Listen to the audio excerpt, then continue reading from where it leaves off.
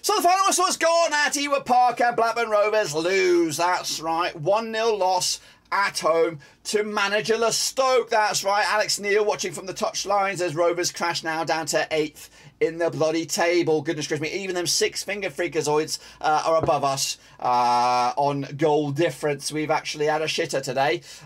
Yeah, all fingers of blame. Well, probably actually... what goes on Joe Recker Costello for me. Joe Recker Costello was at fault for the goal, and he was the weakest man on the pitch. Of course, he was substituted at half-time, so clear and obvious today to everybody there that it was down to him. Not only the goal for Stoke, but also a couple of mistakes, easy mistakes, which could have led to more goals for Stoke City. 1-0 it was. Of course, the only goal of the game came on the 27th minute. Long-range effort from Lewis Baker. From, of course, that clangor of a pass from Joe Rankin Costello. Rovers were, of course, had all the possession, 71% of possession compared to 29% for Stoke. 18 shots, believe it or not, just 2 of those on target. So it was it's park the bus mentality for Stoke in a game which I think a draw would have been a fair result, but just like anticipated, Stoke are a bogey side for us. We cannot get it, especially at Ewood Park. It's been a long time coming, and our record against them both home and away is not great. And now, for the first time this season, I'm starting to have a little bit of concern about what kind of season is up ahead for Jon Dahl Tomasson. I'm not going to point the finger of blame to him just yet, but for me, Rankin Costello, whenever... Get the stats out. If you're a statistician or have got the ability to find the stats, what is our game winning rate? What is our points per game when Jon Rankin Costello starts? I doubt it's going to be very, very high. The previous, fair enough. He's not a defender, but for me today, there was a clear void in quality there, and he needs. And look, we brought him up on the watch along. He's never been out on loan. I think he needs a full season somewhere. League One. Give him a League One team. Give him a full season. Whether it's at, I don't know, Lincoln or whoever. Just get him out there. And let's see what kind of player he really is. Because for me, more of our problems here today came through him, especially, of course, in the first half. He wasn't in the second half. Second half, we did come out and looked a better side. Adam Wharton is a player. He's come in here today, come off the bench, and he's shown what he's all about. And I think he starts Blackpool. He starts for Blackpool. Buckley has been a passenger as well for the past 2 or 3 games. Morton is seemingly trying to overtake him in the pecking order, which is great. Of course, competition is what we need. Dak as well was started today, and he looked more clinical than Diaz, who was, I don't know if he's distracted. He did look passionate. Don't get me wrong, and he had probably a few chances, but.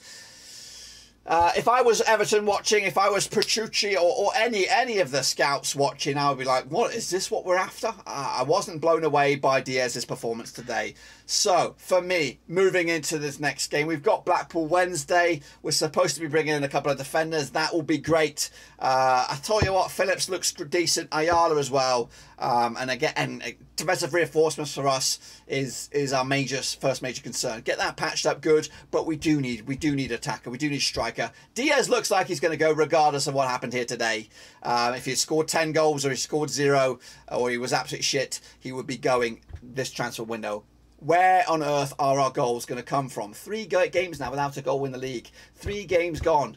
You know, Travis has got a couple. That's like a rarity in itself. The fact we squeezed 2 goals out of Travis. Yes, Diaz is going and he'll take a lot of goals with us.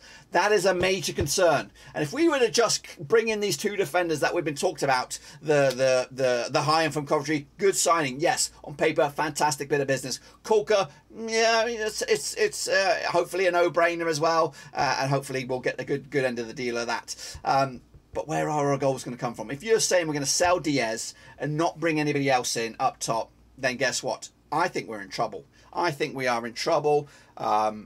Diaz brought us 20 goals last season, got us 20 goals in a space of 4 months. He would have scored 20 goals this season, I'm sure, if he would stay. But without him, I don't know. I am worried. I am worried about this team a little bit now.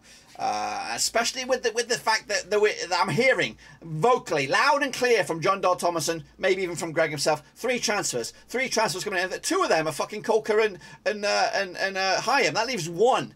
That's one guy. One guy, and I'm assuming that's an attacker, a striker. I'm hoping, and that should really be in addition to having Diaz up top. If Diaz goes, really, we should be thinking about two. We should be thinking about two up top because we're not good enough. We're not good enough. And in fact, our midfield is a little weak. You know, people say, "Oh yeah, we're stacked in midfield." We are stacked, but with a little bit too many similarities. Your Mortons and your Buckleys, your Travises. Who else is there to maybe Wharton? Of course, Wharton. I tell you what, right now has come in here and he's given me a little bit of hope that that he could be the answer to our midfield crises. But all in all, I'm a little bit more. Of course, they've been optimistic bits of business for the transfer. Britain's been fantastic. Yes, Smodic. No. You know, right now, I'm thinking that's a transfer bust. I think we kind of, again, it's early. But right now, one goal, fantastic, yes.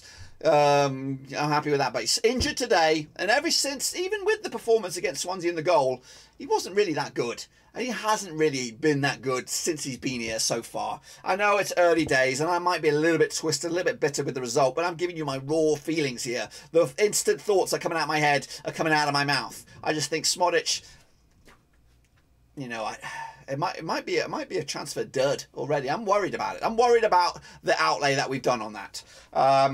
So if it's three, I'm assuming two defenders and one attacker, that for me is worrying. Let's talk about the performance. Of course, I don't want to eat up too much time, but Rovers, standouts, Ayala, Phillips, they look good, and I'm happy that we have them. Pickering, you know, I think Taylor Dunn now is my starting left back. He came on, he looked lively, so let's give him the jersey against Blackpool. Right hand side, I don't know what went wrong with Callum Britton.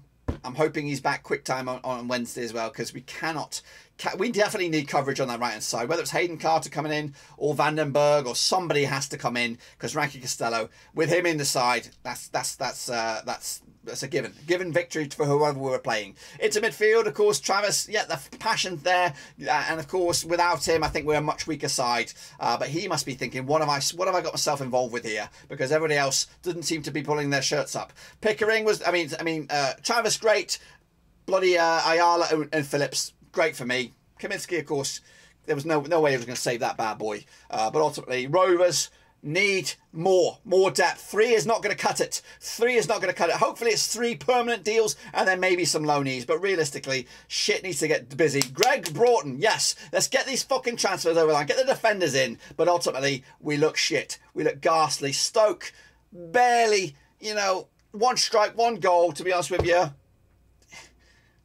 And we're at home. We're at home. 3 games without a goal. That's my biggest concern. And we're just about to sell our best bloody attacker. That, for me, is my takeaway.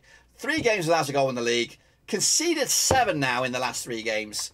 No goals return. Worrying times, I think, for Rovers is my final takeaway from that. Anyway, we'll be back with a little a detailed review. And, of course, hopefully we'll have a vlog and fan cam as well. Until then, guys and gals, I'm out. But of course, before we go, vote. Blackburn Rovers sees best in video for an organisation, best club content, of course, Football League, and best content creator as well. Please vote. Cutley /vote Rovers sees. Link is in the description. But until then, guys and gals, we're done.